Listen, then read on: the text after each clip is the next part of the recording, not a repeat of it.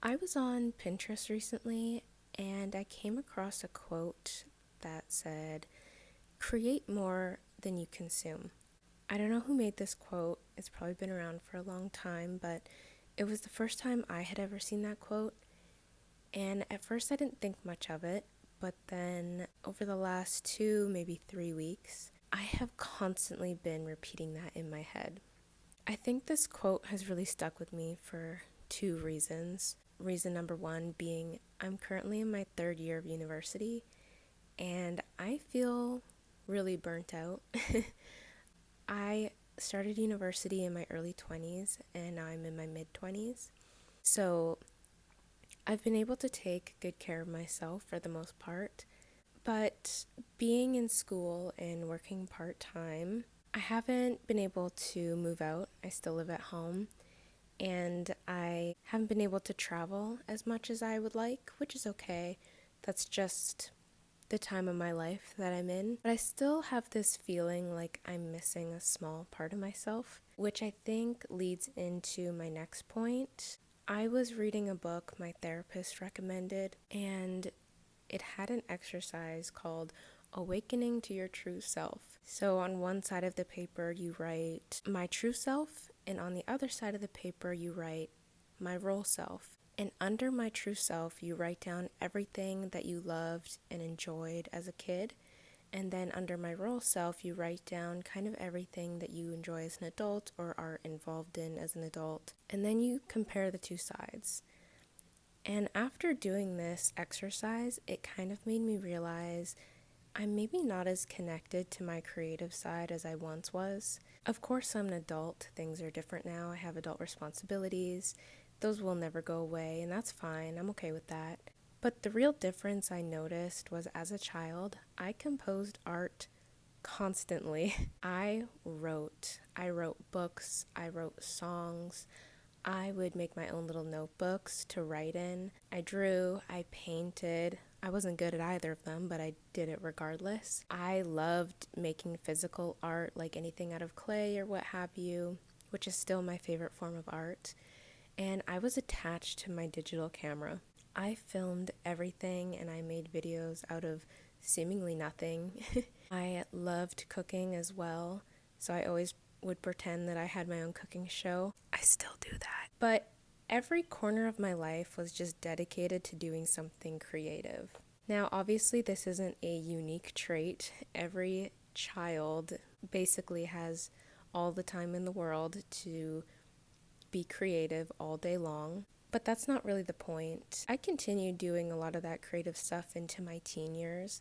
It's only been the last couple of years since being in university that I feel a little disconnected to my creative side. And I just feel an imbalance towards how much I consume versus how much I create. I still allow a lot of time in my life and a lot of space in my life for art and creating things. And I've even picked up newer hobbies that I wasn't interested in as a kid. Things like interior design. My grandma taught me to knit when I was little, and I still knit, and I've taught myself how to crochet. Recently discovered book nooks and miniature house dioramas. I've only made one, but I am itching to build more. So between feeling burnt out and feeling imbalanced with how much media I consume versus how much I create, this idea of, or this saying of create more than you consume has just been really stuck in my mind. And I was kind of thinking more on what it means to create more than you consume. It's pretty self-explanatory, but in my own words, it just means to spend more of your own time creating something yourself rather than solely being a consumer of content. It's finding a balance between allowing yourself to enjoy the media you like and creating space for your brain to still come up with its own original thoughts and ideas. It's kind of like giving yourself the gift of boredom.